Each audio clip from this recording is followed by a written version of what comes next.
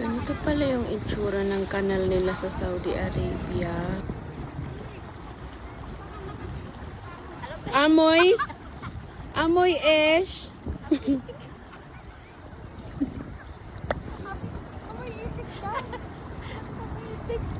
Hindi naman siya amoy itik, pero sa sobrang linis, pwede ka nang maghilod dyan. May kubal na ba?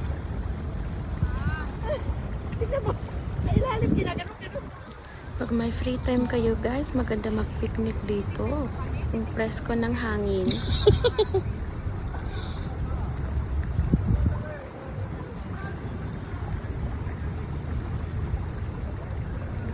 Naghihilod ka ma.